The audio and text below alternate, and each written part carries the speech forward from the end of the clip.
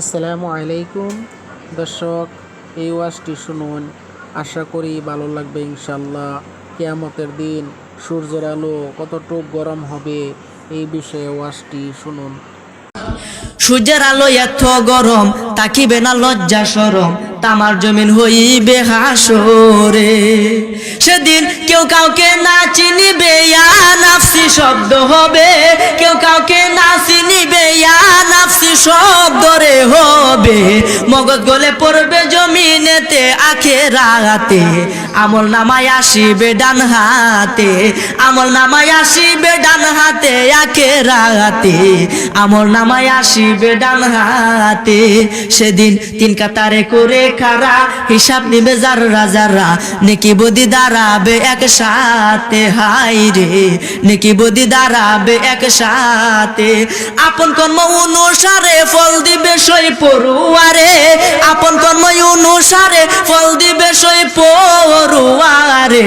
কেউ দুজক কেউ যাবে জান্নাতে আখিরাতে। আমল নামায় আসিবে ডান হাতে। আমল নামায় আসিবে ডান হাতে আখিরাতে। আমল নামায় আসিবে ডান হাতে। জোরে বলেন সুবহানাল্লাহ।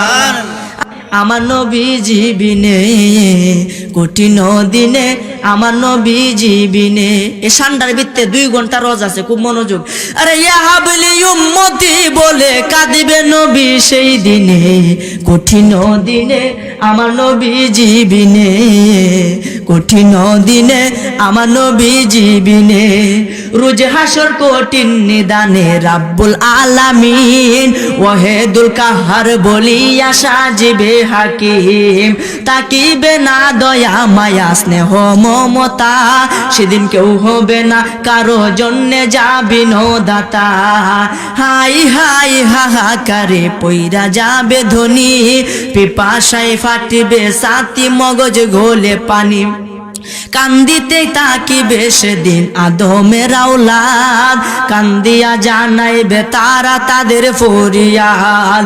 কান্দিয়া যাইবে তারা আদম রয় যেখানে, আদমেরও কাছে যাবে মুক্তির কারণে।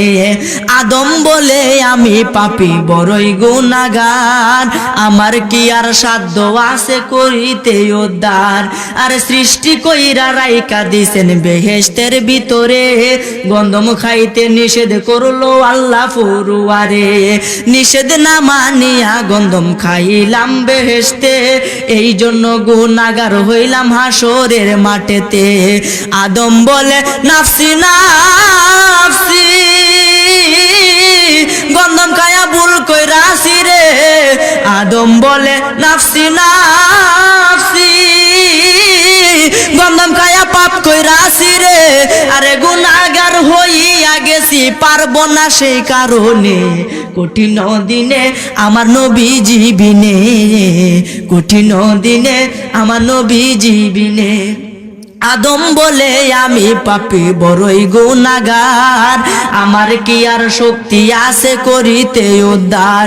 আরে এই মুহূর্তে যাও না তোমরা সামনে দৌড়ায়া, সামনেতে নূহ নবী রইয়াছে দাঁড়ায়া।